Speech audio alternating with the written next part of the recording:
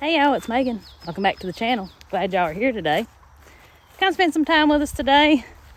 I'm gonna tell you what, it's gonna be a busy day. I've got some things we've got to do over the next few days, so y'all know how it goes. Try to cram everything into one day. Pick me a few blackberries though. There were a few more out through there, but I don't have on the proper attire to be climbing through wild blackberries. If you don't know, wild blackberries are covered in thorns. I have one of them wrapped around my leg while I was in there. And sometimes they ain't worth fighting all them thorns, but this year they're very sweet.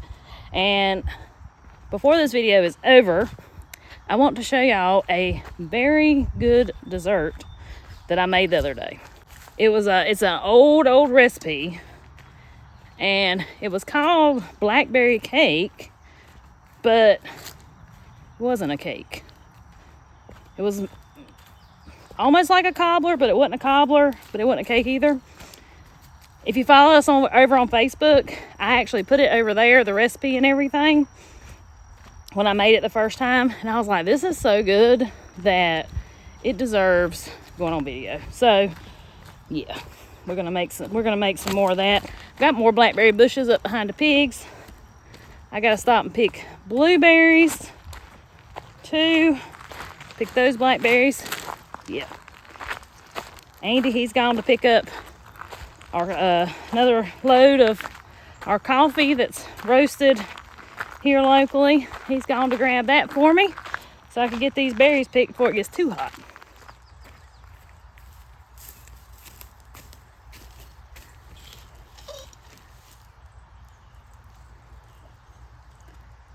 Look how big. These are some fine blueberries.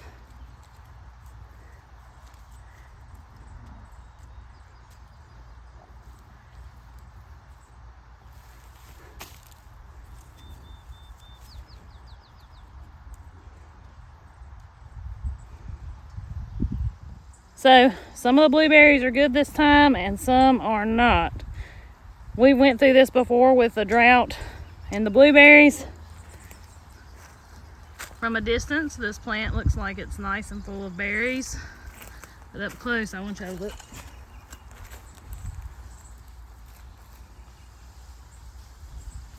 See them? They're drying up instead of ripening. That's how it goes. We don't water Berry Hill. It's heavily mulched.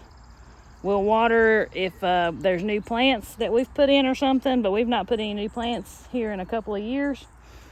I don't know why it affected this one so bad. This is one of my best bushes.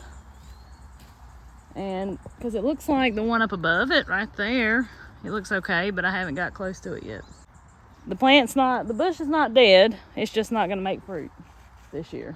Not edible fruit anyway.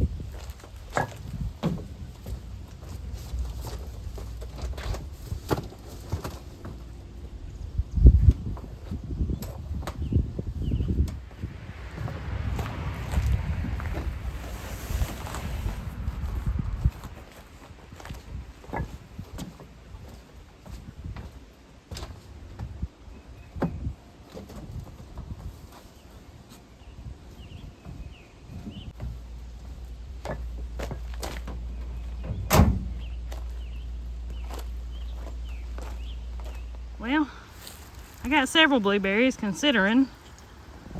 I actually found several bushes, unfortunately, that the berries are just drying up on. And, well, that's just one of them things. My tame blackberries are starting to get ripe though. Not as big as I have seen them, but it's pretty good. Now these are juicy. And here's my wild blackberry that's back here behind the pigs. See, pigs, elderberry, blackberries.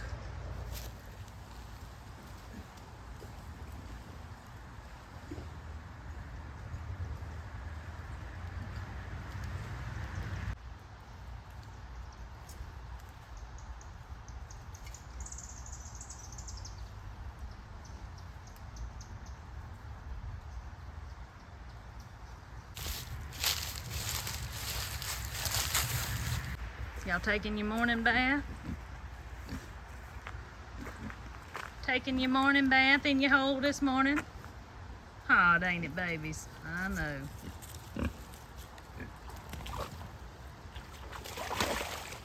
Look what's back. Me and Jacob went and picked this thing up yesterday. Well, matter of fact, probably most of y'all, if any of y'all, didn't even know it was gone. But the old 140's been getting worked on. She's been at the hospital. There was a viewer pretty local to us who emailed me last year about the fact that they would work on my 140 and fix everything about it. And at that time, I thought I would try to fix it. Turns out life got in the way. I hadn't really had time to fool with it. I emailed them back and asked if they were still interested in working on it, and they said they sure would. So for about the past 2 months, they've had the 140, and that's where it's been.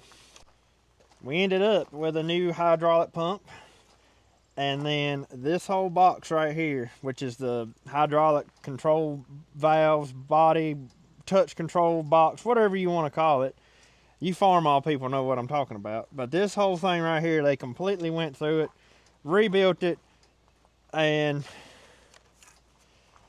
told me that I definitely had 50 years of wear and tear inside of the hydraulic system on this tractor. And I would have loved to have tackled this, but inside that valve body there, like, that's not going to say I couldn't have done it, but I felt more comfortable having somebody tackle it that knew what they were doing instead of me just digging into it, not having a clue what I was doing. So, anyways, the 140 is back, and I do intend on putting it to use today. However, I'm not going to use it right now. We're going to go jump on the Kubota cultivating tractor, and I have the rolling cultivators on it right now. I'm going to run over here and cultivate this corn over by the where we've got our other 4 cows at, over on the neighbor's place. And then we're going to do some work with the 140. All right, I'm over here at my cornfield now. This upper end right here looks really good, but I'm going to show you something that I've run into.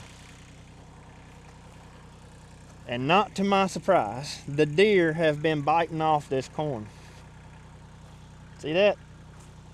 Now, in a normal year, corn will completely grow out of that, and it really doesn't cause an issue, period. However, this is not a normal year where we're in this drought, and the corn is not growing very fast. So I hope we're good, that it doesn't cause any problem. Right here's some fresh. I believe this happened last night. Look at that. I mean, biting it down pretty good. So I ended up hanging up one out there and one on that end, because that end was by far the worst. Put some of them dog barkers, the noise makers. But it's very apparent to me that I need to hang some out on this end too. Look, that one even got pulled up by the deer, I guess. You can see where it's bit off right there. Now, I have not experienced this problem down in the bigger cornfields. I've not had this problem at all. Only over here on this place, but the deer are terrible over here. So it's not to my surprise. And I'll tell you something else. Right out there and part of that top row, crows or turkeys one pulled up quite a bit of it. I'm assuming the Avapel went to work, because they have not pulled up no more since. But all I know is a big flock of crows or turkeys one must have come in here, because, well, we'll just walk out there and show you. There's a pretty good section where the corn is gone. Look right here, that's where the deers have eat that off. That'll make it a little tougher to cultivate for sure, because, I mean, I could easily wrap that up when I go to throw in the dirt. You can see why I want to cultivate it though. Look at the weeds coming. I mean, they're coming in, and if it ends up turning wet, or even if I go about a week and can't get back in this would be in bad shape. But this whole row right here got pulled up by either crows or turkeys. I don't know which one it was. I think it was crows. Matter of fact, I hear one hollering at me right now. Right there's one lone little plant. And then we keep on going here. Finally, there's a plant. There's just a big old section that they pulled it all up. Look. And there they go. They know I'm talking about them. Look at this. Look at this. It's crazy. The daggone wildlife will flat ruin a crop. And I mean, it's not that terrible. It's not like I'm truly dependent on it. But I sure do hate to see the deer and stuff like that wipe it out. Walking around out here, I'm telling you, there is no corn. The deers have eat it up. They flat mowed all this off. This little stretch right here is another. They got me. This stretch right here is another one where the crows pulled up. So, oh, and look right here. I hadn't even noticed this. There's a stretch right here where there ain't nothing. I mean, that's a long stretch. That's several feet. So, my beautiful stand of corn, at least this one, is no more. The wildlife just make things hard these days. The wildlife was not a problem not that long ago. I can remember as a kid, deer eating up something was unheard of. You did not have that problem when I was a kid. You did have the groundhogs and the rabbits and stuff come after stuff, but those things ain't even a problem anymore. It's the deer. Deer and crows. So anyways, we're gonna see what we can make of it and try to get it cultivated and get it cleaned up a little bit.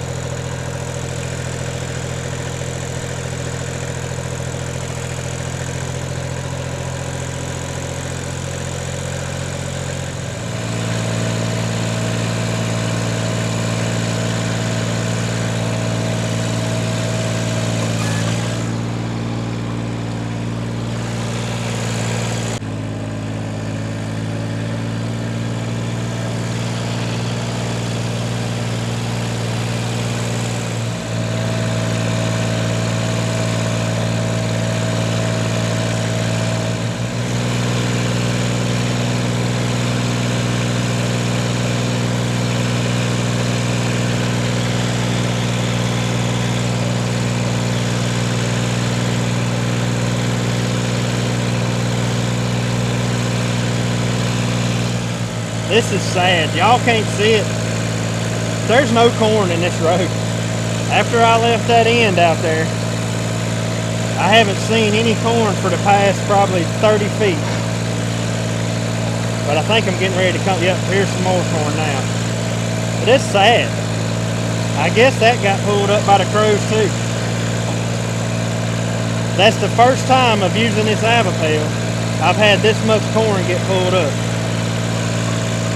I didn't have any get pulled up on the other field corn we planted. But boy, we sure had it over here on this field.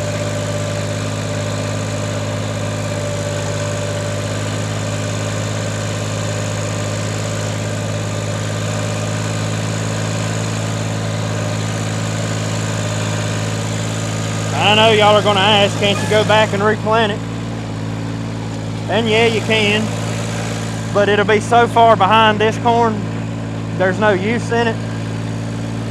And at this point, I think I'm just gonna try to make what I can make out of what's here and just not worry about the rest.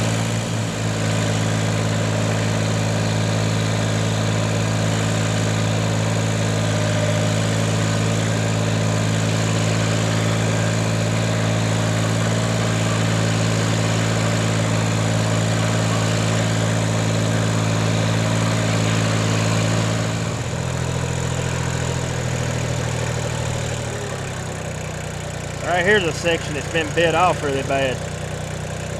That's super hard to cultivate because it's wanting to wrap it up where I'm throwing dirt.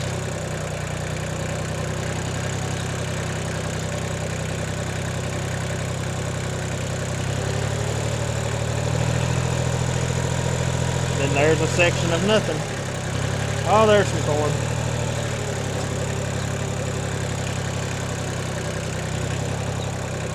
Golly, the deer have tore this up.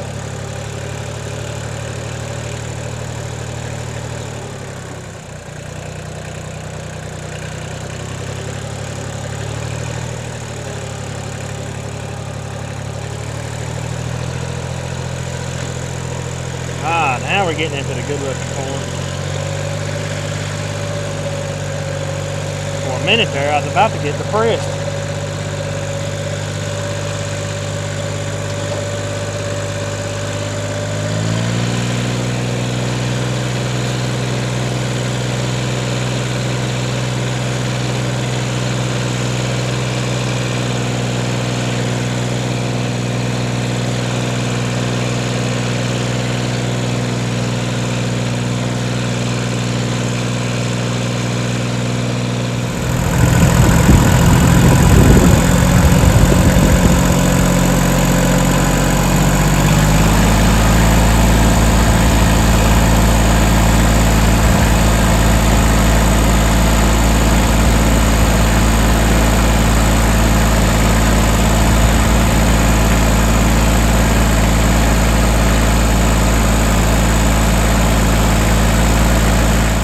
I looked through my jade beans yesterday, and I believe I've got enough to get me close to a canner full anyway.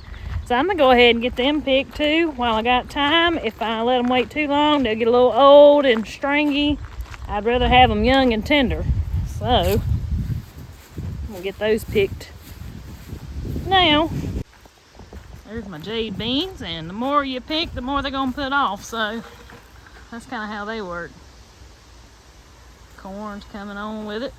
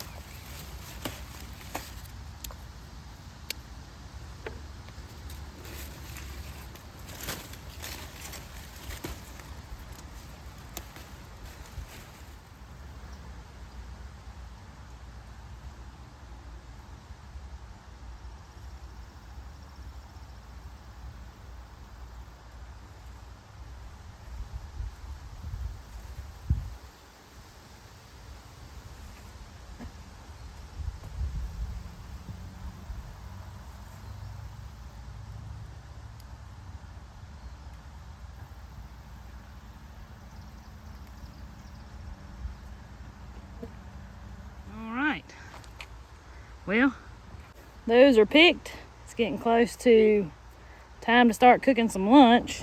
To the best of my remembrance, that right there is about enough for a canner full. I just quickly went through these and got those. There are more to be got, but luckily they can actually go a little longer, most of them, and I'll be all right. I didn't have too many in there that looked like this. This is what I was worried about. The jade beans are stringless up to a certain point. Once they start getting old, though, they do end up with a really thick string and a thick hull. I prefer them not to be like shelly like that. I would rather have them tender and easy to snap, no string to fight with. So if I have to let these wait a couple more days, I'll be all right. I may have a handful that are too old, but I think I'll be okay if I don't make it back out here. But I'm gonna go get some lunch started. We'll get these beans snapped. Well, I got that cultivated, and I must say that probably goes down on my list of one of my least favorite cultivatings I've ever done. If only it all looked like it's right here. This dirt right here is different. I don't know if y'all can see right out there, it changes colors, and beyond that, it's a different kind of dirt, and that out there just does not work good. This right here, oh, we uncover him, but this right here just works like powder. That out there is honestly unlike any dirt I've ever dealt with. But the whole field is so loose where it's so dry, the dirt just moves around. Like, we haven't had a rain on it to pack that dirt back from when it was first planted. And as you're cultivating, everything just is so loose it just moves. And so I had to go extremely slow. I probably could have made an adjustment on the plows to prevent that. However, at that point I would have lost the amount of dirt it was rolling over to cover the weeds in between the rows of the corn. So it's kind of like one of those situations, what do you do? It just is what it is. And I'll say this too, that out there looks plumb awful. All that I can hope for is we do get us a good rain, or at least a shower. Even a shower would help this a lot. And it outgrows that deer damage. That's the only thing I can really hope for. And there's a lot of spots out there too where there ain't no corn. So, I don't know. My beautiful stand of corn that I thought I had down here is definitely not so beautiful. But we'll make the best of it and see where that gets us. Hey. I threw it at Meagan. Oh. Yes, I threw it back in his. Oh, I missed that part. I only feel like a bullet. Meagan, stop throwing for him. Well, the good thing is about this porch, you can actually sweep it.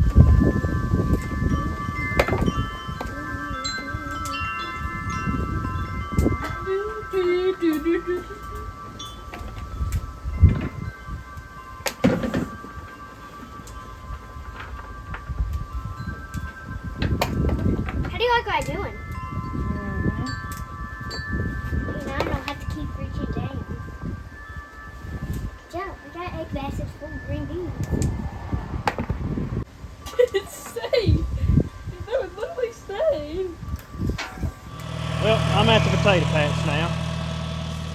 And there's my poor old pitiful potatoes. I'm pretty sure they have shrunk in size instead of growing. But they're really, I mean, they look good considering the drought. But they've really shriveled up a lot lately. And these right here, the darn tater bugs. I have had a time with tater bugs in these. My normal method for tater bugs has not worked. And I've tried it 3 different times. And I just assume it's because of the drought. The plants are stressed so much that they're just getting eat up with bug pressure. So anyways, I've seriously got to the point where I don't even worry about the potato bugs anymore. There's still leaves there. They should still be making potatoes. and it's okay. I've just learned to live with them. I will say though, this is the first time I've ever grew potatoes over here on this side of the road, and I still have potato bugs. So I'm not too sure rotating potatoes around actually does you any good, but whatever. They're actually pretty clean. Like there's not really, I don't even know if there's any weeds out there, but I just want to run the disc through them and heal them up one last time, and this will probably be it. And this will be before we hopefully get a rain. Look right here. So I'm gonna run through the potatoes first. While I got them up here, I may go ahead and go real slow and maybe adjust them a little bit, run through the peas. And I think I'll go ahead and show you my cane. We always called it cane around here. That's what everybody around here calls it. But part of it looks okay and part of it not so much. You see that? That's a row of cane. There ain't nothing there. It never came up.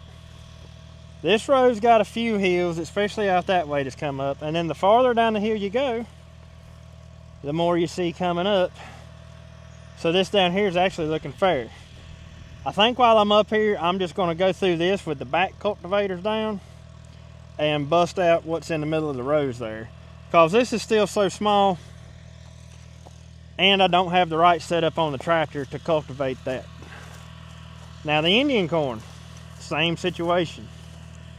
I got some that come up and some that didn't. I'm really interested to see, and well, there's a lot of weeds in this too, because I ain't done nothing to it. I ain't seen the point. But there's a lot right here. There's a whole strip that ain't nothing come up, and then you have spots like that that come up, and then beyond that there's nothing. So same with this. I think I'll run the back cultivators through it and just bust out the middles, and we'll see if it comes up if it rains. If it don't come up, you know what, we'll just write it off. I mean, it's not a big deal.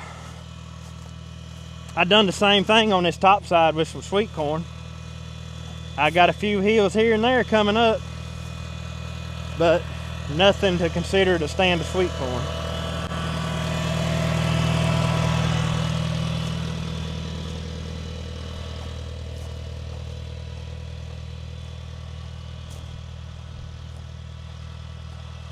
See, there's some corn coming up, and right out there next to their trailer there's quite a bit of corn coming up. So we'll see what it makes, and the rest may come up after it gets some rain on it. I don't know. Time will tell.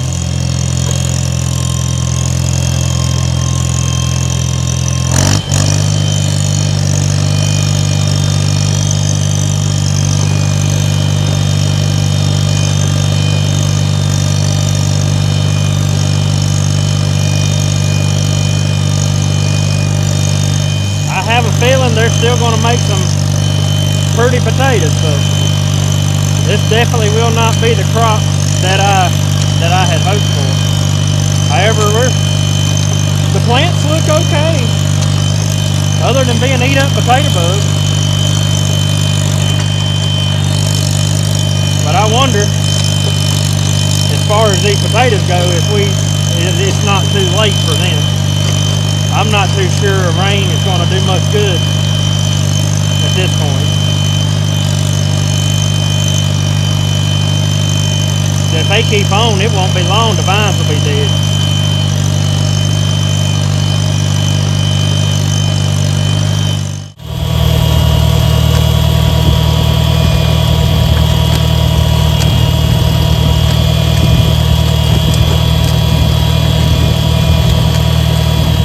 Well, tractors seem to work great. I got no complaints at all with the tractor. Ground's dry. Them peas right there look amazing considering that it's been a drought, but peas like hot weather and they tend to like dry weather too. Potatoes are looking good, but can y'all see the wind blowing? There's a chance I might be getting ready to get rained on here. I busted through the middles of the bottom section down here. Looks a lot better than it did. Looks better than it did. Definitely ain't perfect, but it'll do in a rush. Anyways, I'm gonna get this tractor back to the house and put it up and hope that we start to see some rain here this evening. That would be amazing. I keep feeling raindrops on my shoulders. I don't think she liked that, did she? Alright, let's get down the road.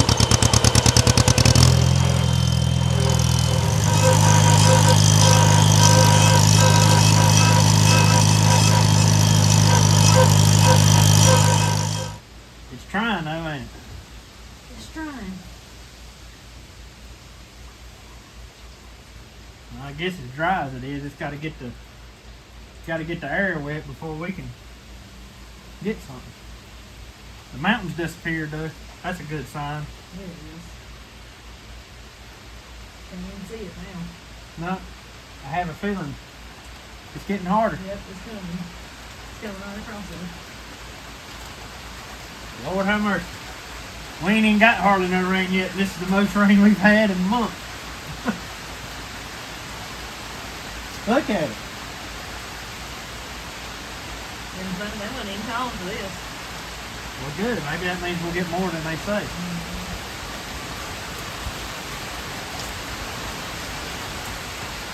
They weren't, were they? They said we weren't going to get none for the night. Or early in the morning.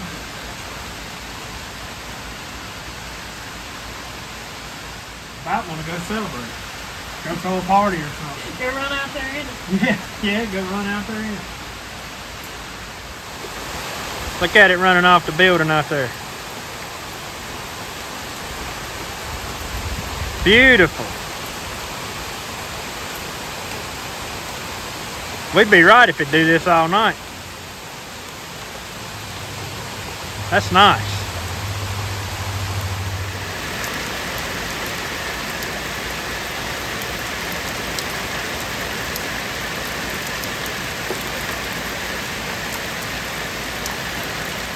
All right. Well, we're going to get these green beans canned. So thankful so far.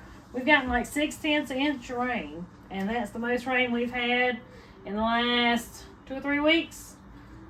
So things is gonna grow now. Anyways, I've got my jars all sanitized, washed, and such. We're gonna get these green beans in the canner. Green beans are one of the easiest things you can, but you do need a pressure canner. I know there's folks out there that water bath and do what you will, but it is recommended to pressure can something like green beans, a low acid food. So I've got these rinsed off. And we're gonna see how my judgment and memory are if I have enough to fill this canner up.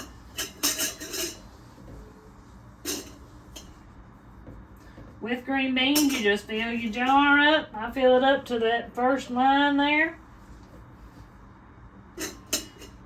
Do you a teaspoon of salt for a quart of green beans, and cover them with water. Pressure can them under 10 pounds of pressure for 20 minutes or 25. I'll double check that.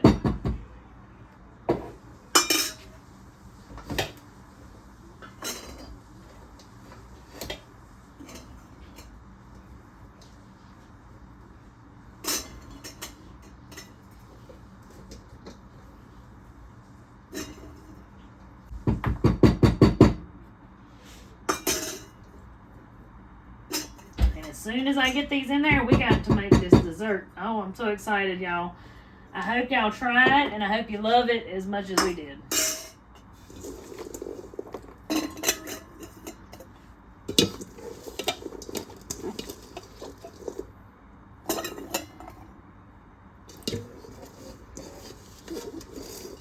Well, I ain't trying to toot my own horn, but if that right there ain't just perfect judgment, I don't know what is.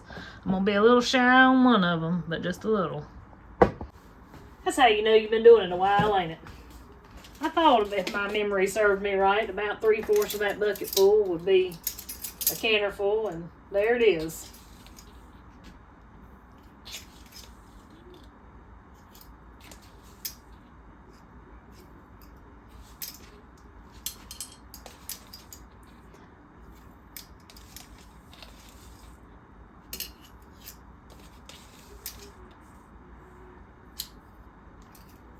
Teaspoon of salt for all of them.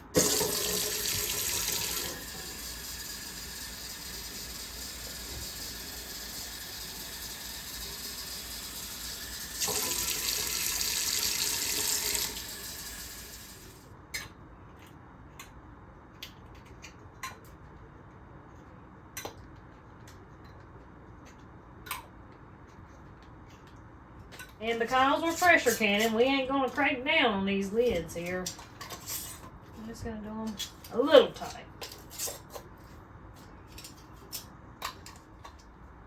So cold jars always go into a cold canner. If I was doing a hot pack method and this was hot ingredients that I was putting in there, I would go ahead and be having this pressure canner heating up. But because the green beans, I mean, they're not refrigerator cold, but they're not hot, I try to make the water in the canner the same temperature as the jars. I mean, close as I can, you know. So we're going to cut that heat on high.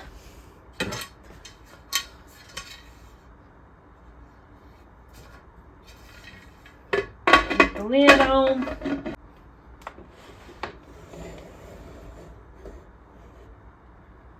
And while this is starting, let me double check that time. So we'll process these under 10 pounds of pressure for 25 minutes. So now we are going to move on to our dessert.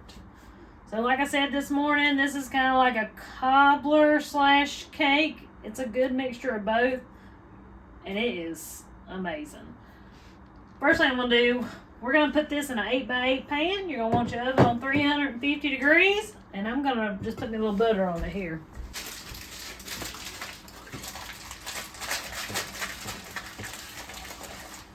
You're going to want to start with a cup to a cup and a half of your blackberries. Actually, I think I'm gonna since I mixed them in the bowl unintentionally, we're gonna try this with the blueberries mixed in. So it'll be blueberry, blackberry, multi-berry. Like I said, about a cup, cup and a half, something like that. And I did rinse these off earlier. They're just still in this. Alright, to that we're going to add 1/4 cup of sugar.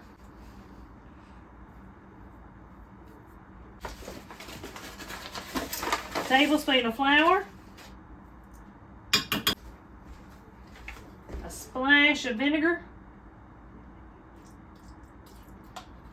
And we're going to take our handy dandy fork and just mix that together.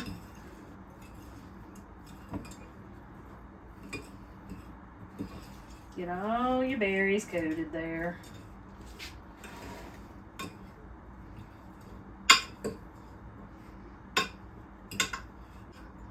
After it sits there for a minute, it'll absorb a little more of that.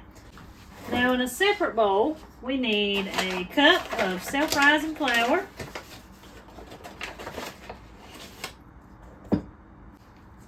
half a cup of sugar. I need to melt 3 tablespoons of grease real quick, butter, lard, whatever you're using, whatever grease you normally use, 3 tablespoons of that.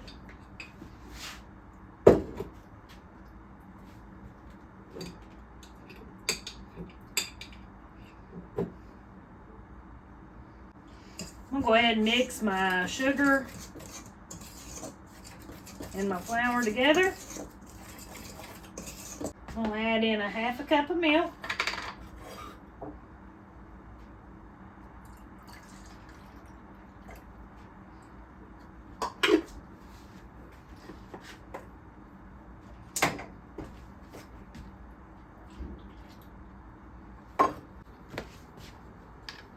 A little vanilla.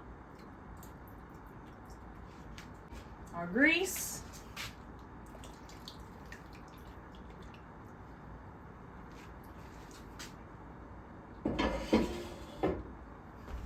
I'm going to take my little saucepan here and I'm going to boil a little over a cup of water. Now, while that's working, we're going to mix all this together. This won't be thin like a cobbler or like the way that I make cobbler. It's kind of thick. You can see there. Maybe. It's kind of thick. So we're going to take that. We want it to be smooth.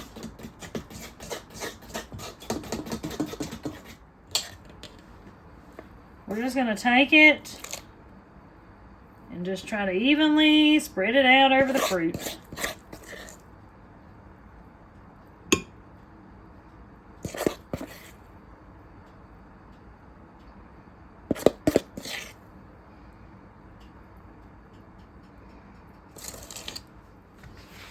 Just gonna gently try to even it out here, spread it out a little bit. I don't want to mix it up though. I want this spread on the top.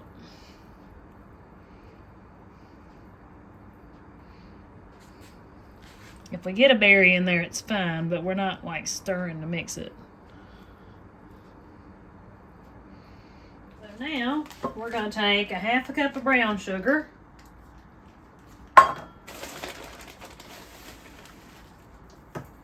And I'm going to evenly spread that over the top.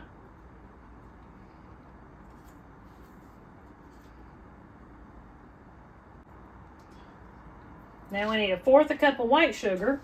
That's going to get spread over the top.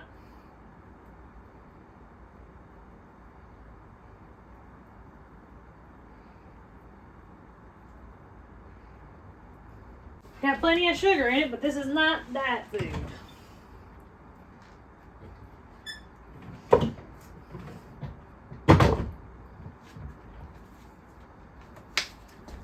Alright, now I'm going to sprinkle the top with cinnamon. This is just a taste. You ain't even got to put cinnamon on it. The original recipe did not call for cinnamon. But after seeing how it was made, I was like, I feel like this will be good with cinnamon. And it really was. So, I'm going to Megan's going to put cinnamon on it. Now, for our hot water, we need a cup of hot water.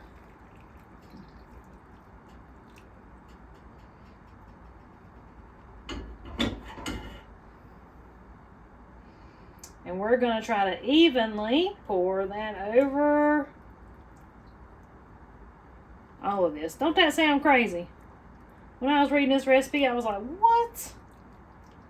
Sure enough, though. Trust the process. We're going to cook this on 350 degrees for about 40 minutes.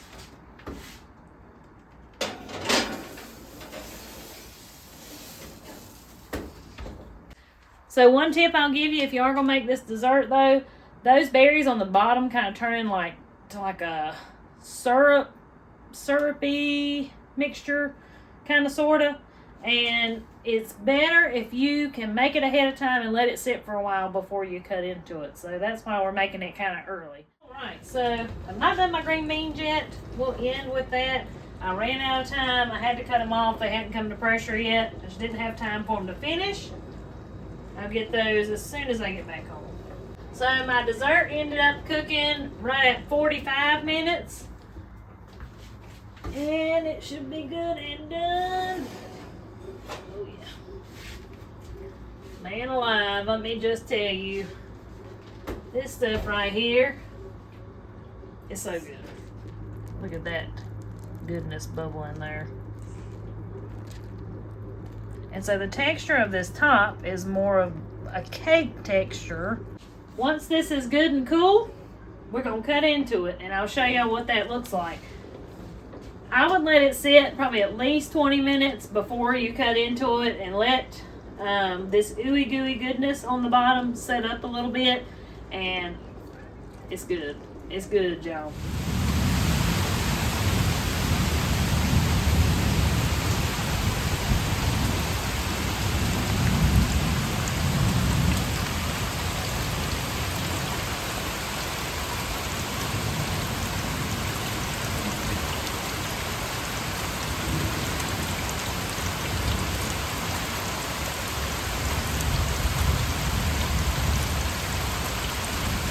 Well, if you hear that noise in the background, it is pouring. Definitely the most rain we've had in a very long time. That's right. It's there 2 or 3 weeks now. You would think that it's snowing outside, as excited as we've all been about it. And we went out for a little bit, just a little bit ago, and you wouldn't believe everybody's out on their porch. Yeah, we kind of thought it was funny. Like, everybody's out on the porch enjoying the rain. watching the rain. Yep. Which I'm telling you, that's the prettiest sight that I've seen in a long time. Well, we're gonna break into this here dessert. So Besides this, so I can show y'all what this looks like.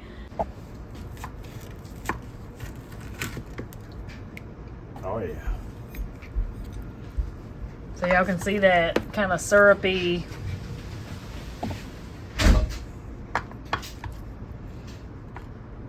Look at that. There's you a piece. So y'all can see that bread in there, and it is like super soft, but it also has a nice crust on top of it. Let's try it. We'll tell you what it puts you in the mind of. Can you taste the blueberries in it? I've never done it with blueberries or blackberries. It's better with the blueberries and blackberries. Is it? Them flavors go good together. That's good. Mm. That's really good. Yep. That blueberry had a stem. Oops. That's how you know they're fresh. So these are ones you picked today? Mm-hmm. Okay. But anyways, guys, I guess that's going to about wrap up today's video. Thank you so much for spending some of your time with us today. We hope you enjoyed the video. Hope you might learn a little something. Till we see you on the next one. Y'all have a good one. Have a good one.